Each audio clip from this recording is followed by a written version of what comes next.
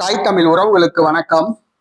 எலியும் புலியுமாக இருந்தவர்கள் விஜய்க்கு எதிராக கூட்டணி அமைக்கின்றார்கள். எலியும் புலியுமாக இருந்தவர்கள் விஜய்க்கு எதிராக கூட்டணி அமைக்கின்றார்கள் என்ற தலைப்பில் இந்த காணொளியை நாம் காண்கிறோம்.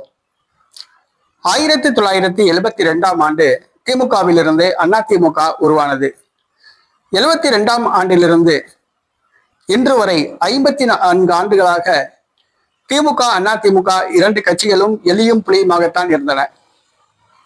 இரண்டு கட்சிகளும் எதிரெதிரே பயணம் செய்தன. காங்கிரஸ் பாஜக கூட்டணியில் மாறி மாறி இடம்பெற்றன. தற்பொழுது நடைபெற்று முடிந்த தமிழக சட்டசபை தேர்தலில் இந்த இரண்டு திராவிட கட்சிகளும் தோல்வியடைந்தன. புதிதாக ஆரம்பிக்கப்பட்ட தமிழக வெற்றி கழகம் ஆட்சியை பிடித்தது. திமுக 2வது இடத்தையும் அதிமுக 3வது இடத்தையும் பிடித்தது. அதிமுக கட்சியை உண்டு இல்லை என்று பண்ணிவிட்டது தமிழக வெற்றி கழகம். அதிமுக தொண்டர்கள் 35% பேர் தமிழக வெற்றி கழகத்தில் இணைந்து விட்டார்கள். தற்பொழுது அதிமுக மாலுமி இல்லாத ஒரு கப்பலாக பயணித்துக் கொண்டிருக்கிறது.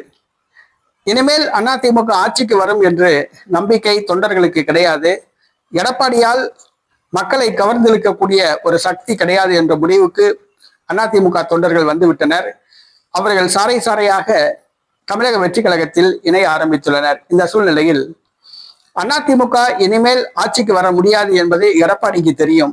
ஆக தற்பொழுது கட்சியை காப்பாற்றிக் கொள்ள, தன்னை காப்பாற்றிக் கொள்ள திமுகவுடன் கூட்டணி அமைக்க முயற்சி செய்கிறார். திமுகவும் இதனை விரும்புகிறது. வருகிற பாராளுமன்ற தேர்தலில் திமுக அதிமுக இரண்டு கட்சிகளும் இணைந்து கூட்டணி அமைக்க ரகசிய பேச்சுவார்த்தை நடத்தப்படுகிறது. முதல் கட்டமாக 40 தொகுதிகளில் 25 தொகுதிகள் திமுகவும் 15 தொகுதிகள் அதிமுகவும் போட்டியிட உடன்பாடு ஏற்பட்டதாக கூறப்படுகிறது. எடப்பாடி பழனிசாமி, மு.க.ஸ்டாலின் 2 பேருமே இந்த கூட்டணிக்கு ஒத்துக்கொண்டுள்ளனர். அதிமுக திமுக தொண்டர்கள் 2 பேருமே ஒருமித்த மனநிலையில் உள்ளனர். 2 கட்சி மூத்த தலைவர்களும் இதனை விரும்புகின்றனர். தமிழக மக்கள் ஏற்றுக்கொள்வார்களா என்பதுதான் தெரியவில்லை. தற்பொழுது காலங்காலமாக திமுக அதிமுக 2 கட்சிகளும் எதிரெதிரே பயணம் செய்தன.